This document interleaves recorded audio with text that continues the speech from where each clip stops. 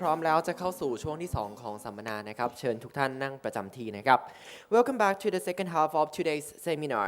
For this section, we will be having a look at how equity factor models are constructed, the illustration of their practical uses in the investment process, as well as the recent patterns in factoring risk, as well as the returns of MSCI portfolio. The presentation will be delivered by Mr. Andrew Tong, Vice President of Portfolio Management Department, Asia Pacific from MSCI. Please welcome him onto the stage.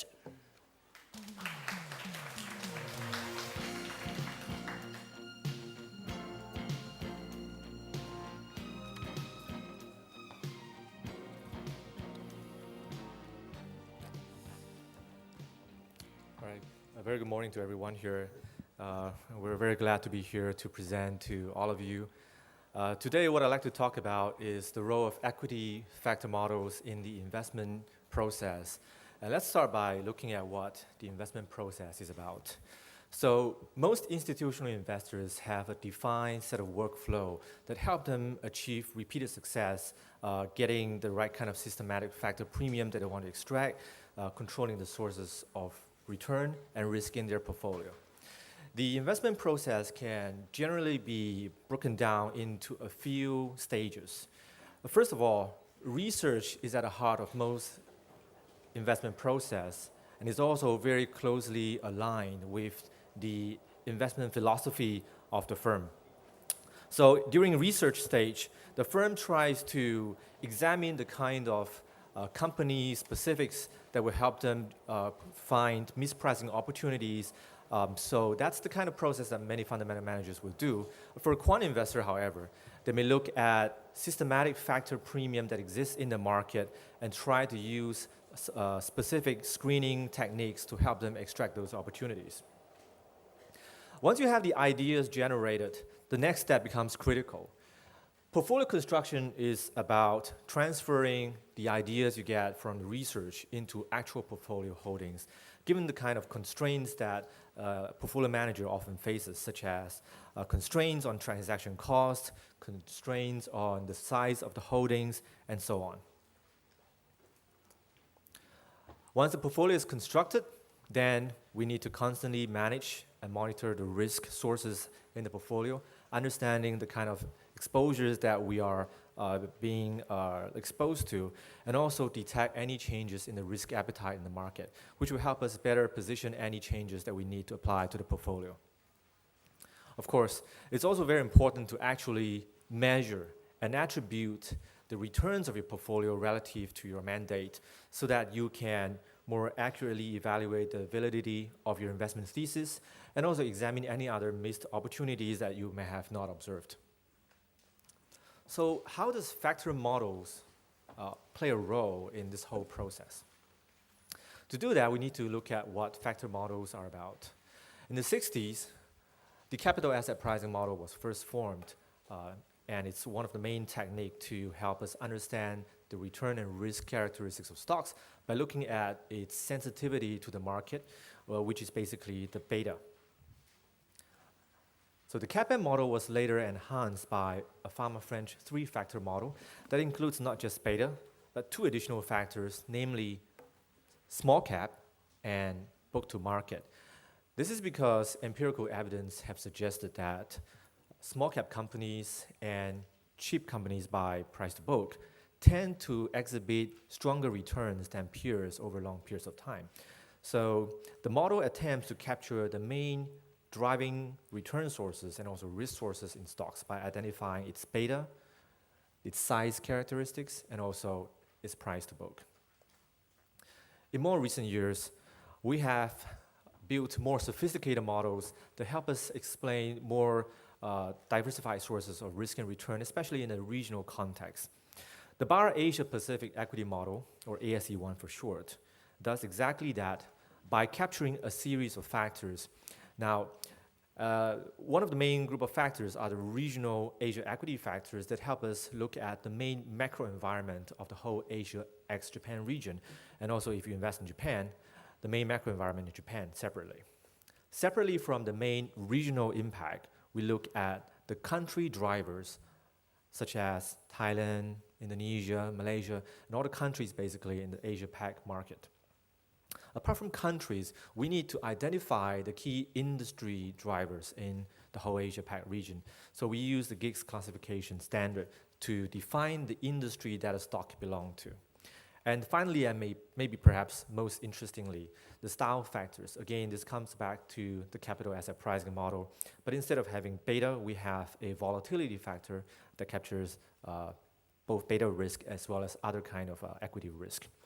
Momentum, which is your common factor that describes how investors tend to behave in a similar way, chasing after information that is only being absorbed slowly into the market.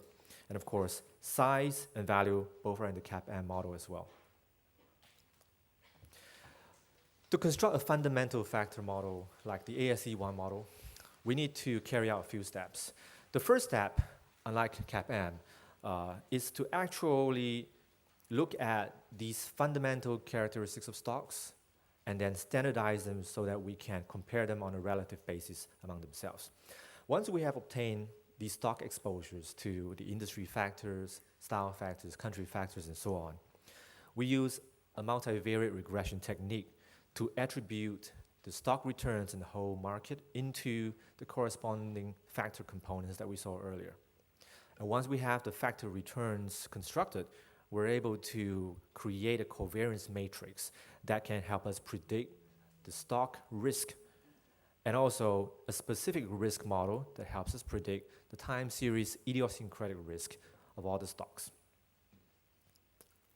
So how can we use the Asia-Pac model, for instance, to look at Thailand, especially the Thailand equity market from an international investor's point of view? If we use a simple Brinson attribution technique, we can see how the Thai market has generated more than 200% return over the last 10 years. And if you compare that to the Asia-Pac market, the active return is actually about 81% over the last 10 years in cumulative terms. And out of that, 46% is driven by currency gains in the baht, and 35% in real local returns of stocks. The Brinson techniques allow you to then break down this local return into a one-dimensional perspective. So in this case here, we have used the industry approach, and we can see that allocation is the main driver behind that. And within the industry allocation, information technology is the largest contributor to that outperformance. And earlier on, Rick highlighted how the Thai market actually has a high concentration in the IT sector. So I guess that sort of ties in with what we saw in terms of industry structure in Thailand.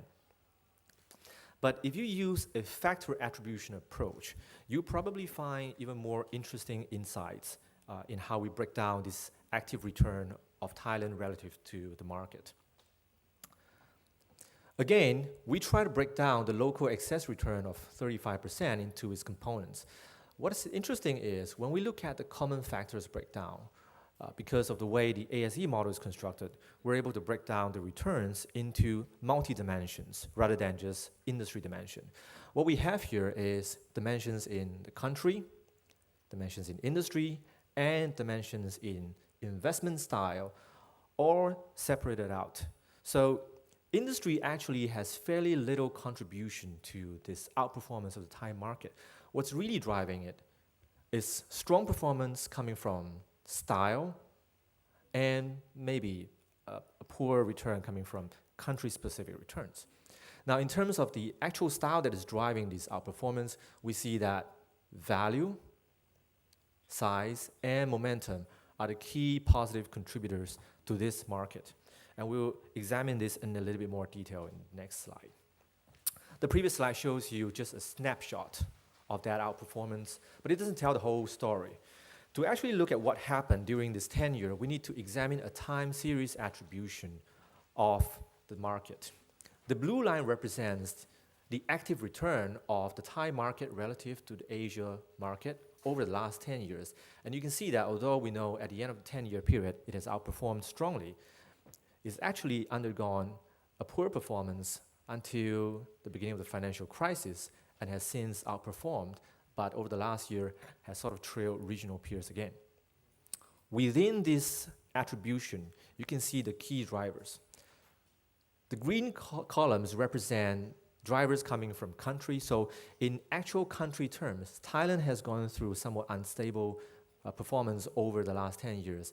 It was the main driver for the underperformance until 2007. And from then on, it has been somewhat volatile. And then from 2011 onwards, it has been a key outperforming driver relative to the peer.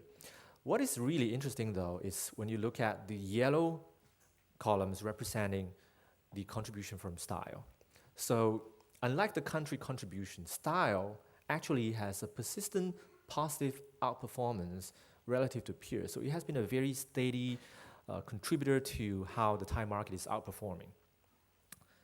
Industry factors, as we noted earlier, has fairly little contribution. It's represented by the light blue columns, and it has actually diminished over the last few years. So within this style, we saw earlier how momentum and value are some of the key drivers, but how exactly did they apply a positive contribution to the market? This chart here shows you the return of value as an investment style in the Asia market in blue line. So you can see that out of all the investment styles in Asia, value has been the most steady and positive driver in the whole Asia-Pac market. And since Thailand has often been priced at a discount to its peer, given that it has a positive value exposure over time, it has actually created a very positive value contribution to the portfolio of Asia investing investors. When we look at momentum factor, we see a somewhat different trend. We know momentum overall had a positive contribution, but it hasn't been that steady over time. In fact, it has diminished and then came back into play. But this time around, it's interesting because momentum factor, although it's usually the strongest during most periods, have the worst performance during a market reversal like the Great Financial Crisis. The Thai market, on the other hand, has not always been a positive momentum style in the Asia context. In the earlier years, it was positive momentum, but prior to the financial crisis, it was actually lagging in terms of its momentum exposures to its peers.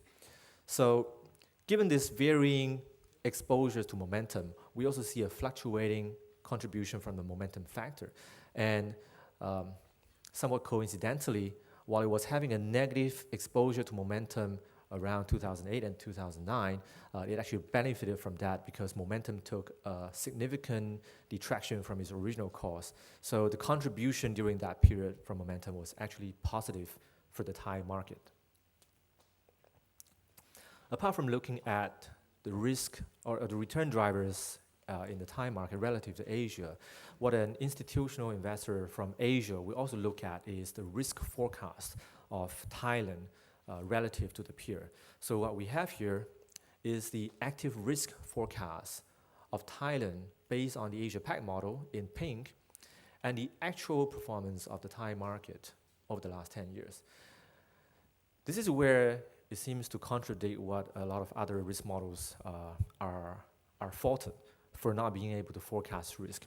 We see quite clearly that the equity risk in Thailand actually jumped up sharply around the end of 2006, beginning of 2007, even prior to the Great Financial Crisis that began around the second half of 2007.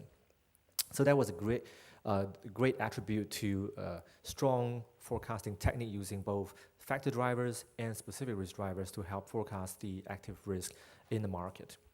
Of course, after that, we see diminishing active risk. But again, sometime in early 2013, we saw a reversal in the diminishing risk forecast, which actually happened prior to the market peaking around April 2013.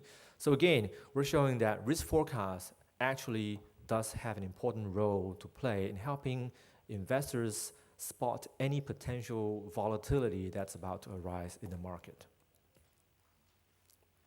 So what about domestic investors? How will an investor based in Thailand look at the Thai equity market, look at the fundamental factor drivers that help them with stock picking, and understanding the kind of returns that I would expect from these factors in different kind of market regime.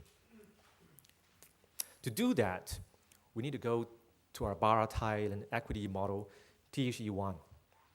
So somewhat similarly to the models that we saw earlier, we have adopted a very fundamental factor approach, including industry factors that are defined using the global industry classification standard, and a series of style factors that our researchers have shown to have the strongest impact on stock picking activities in Thailand.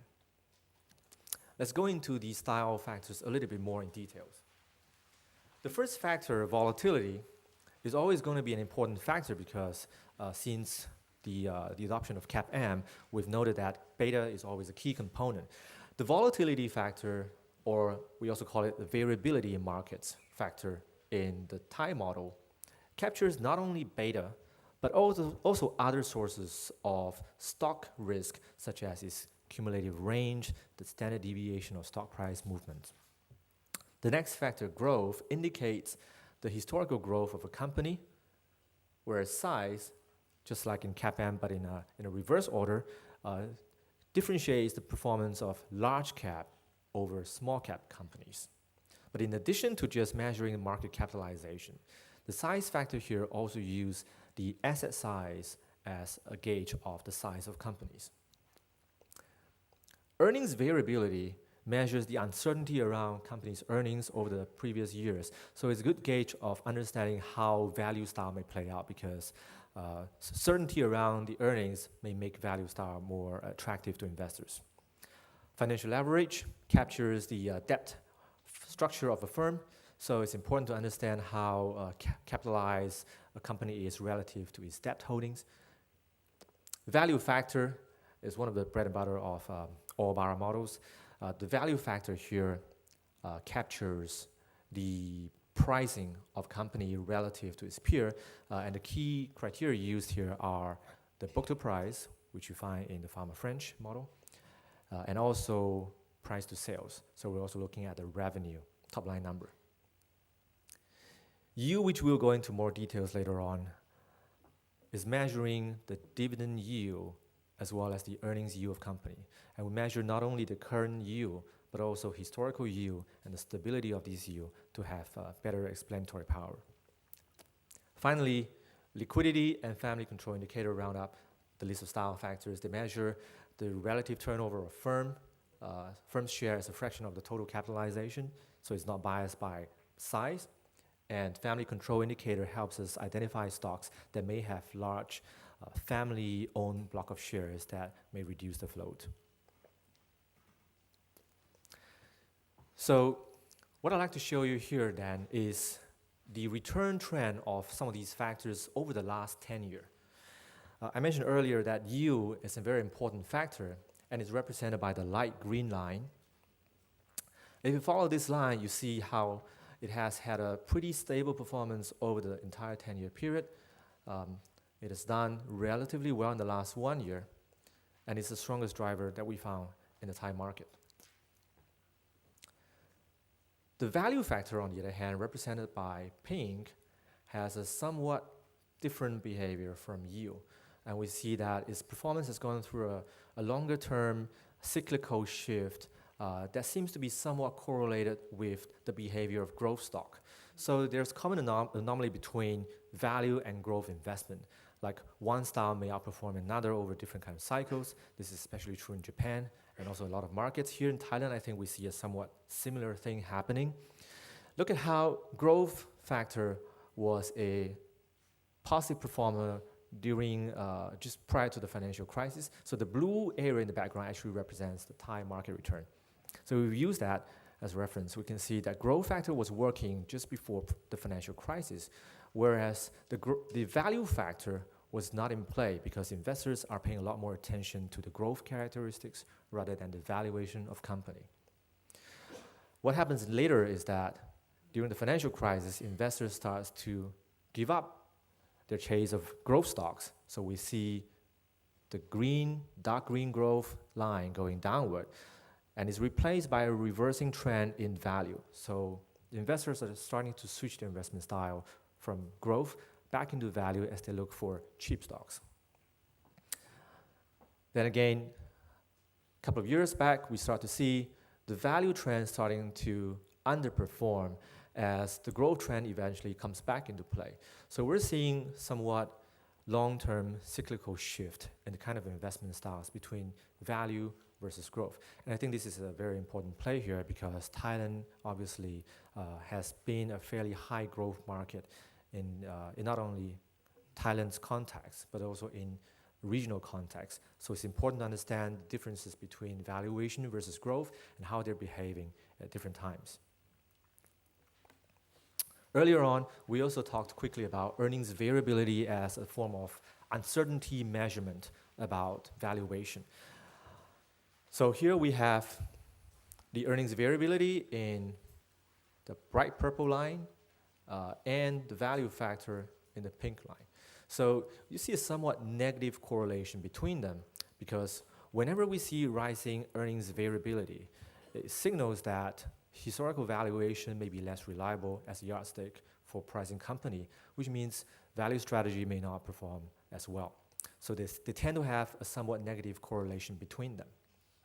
Variability in markets, or we commonly call them volatility also, actually has a positive correlation with the value factor. Notice how they tend to go hand in hand. So why does that work? I think if we recall from CAPM models or Farmer French model, we know that highly volatile stocks also tend to be the high beta stocks, and they tend to be priced at a discount to the peer because investors demand a premium in holding these stocks, and therefore they tend to be more value stocks. So therefore, due to the correlation between these characteristics, we see that if volatility is a favored premium in the market, as it was right around after the financial crisis, then value factor may also work hand in hand. But in the last 4 or 5 years since the financial crisis, a lot of institutional investors, asset owners have started to show a lot of doubts about the uncertainty in their portfolio. So in the interest of managing asset liability problems, most asset owners are starting to look more and more into lower volatility in their portfolio, which has sort of created a trend in minimum volatility investments. As we can see here, volatility, variability in markets as a style investment have been slowly declining over the last few years, which is a good reflection of this trend, not only in Thailand, but also in many other markets that we see globally. The next slide, I want to see how liquidity behaves, and you can see the performance of liquidity in the light blue line here. So liquidity can be seen as a possible indication of flows, maybe even international flows into the Thai market. And when we look at the somewhat positive correlation between liquidity and size factor, although it's not very clear in this chart here, we see positive correlation between liquidity and size, which may suggest that liquidity brought on by flows tend to be chasing after large cap companies, which is a typical sign of passive investment. So I think there is a strong passive investment community in Thailand, not necessarily just with domestic investors, but also with the flows brought on by foreign investors.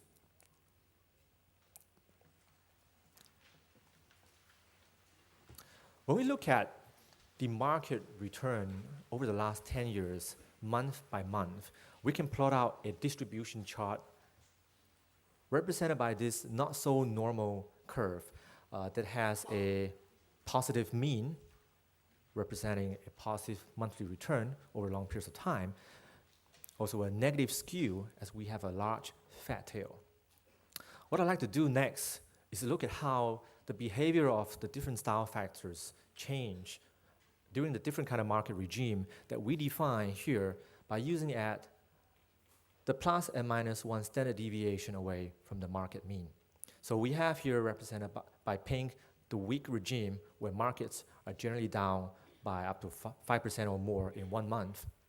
The strong markets when the Thai market may be rising by more than 11% a month. And all the other times when we consider the market to be in a more normal environment. The table ranking here shows you how these different style factors behave in this kind of environment.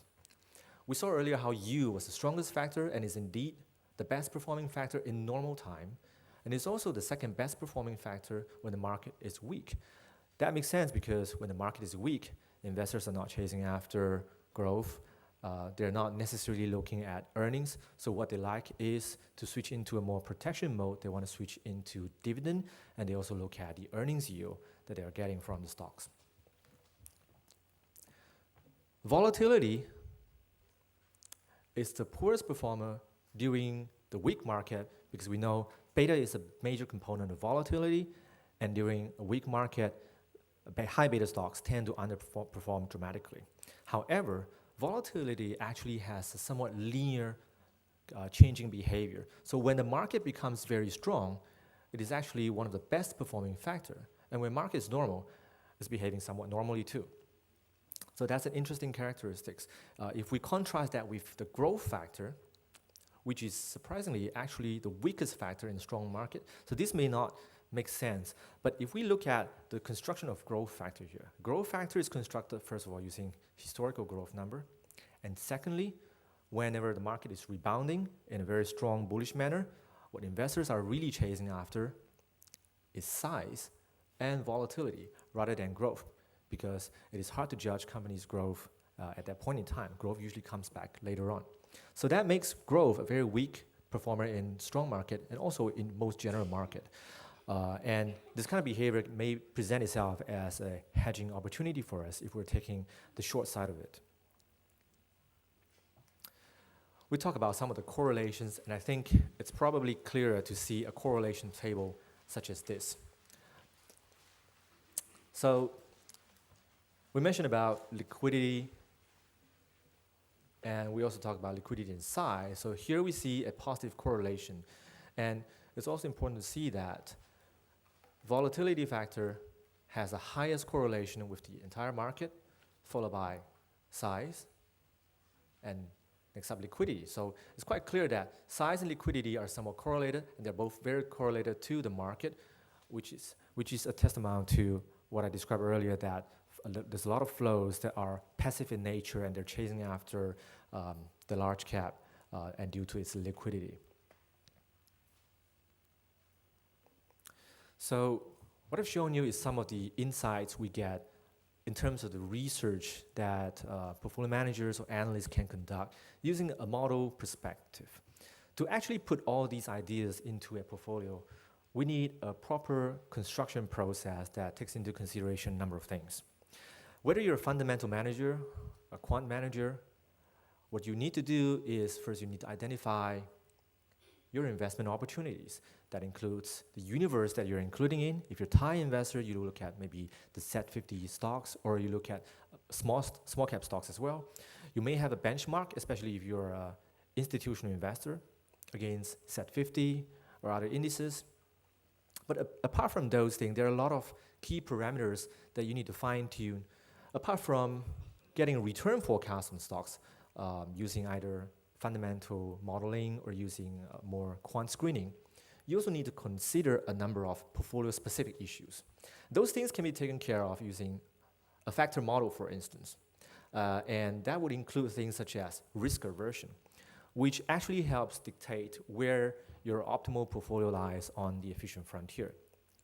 Given that you may have a certain risk target or a certain risk band to operate in, you want to make sure you get the maximum return you can from that kind of risk target. So you need to make sure that there's an optimization that looks at the correlation between stocks so that you can minimize the risk for the kind of return that you want to get. Apart from that, whenever you trade, there's transaction costs involved. So you want to make sure that you're not trading excessively in order to generate an efficient portfolio. All these things can actually be handled quite easily using a mathematical solver that is commonly known as an optimizer. So what you get from an optimizer is basically an optimized portfolio that displays the characteristics that you're really targeting. So how is it commonly used then? We start by looking at passive strategies, since we mentioned how important passive investments are in Thailand. The primary objective of a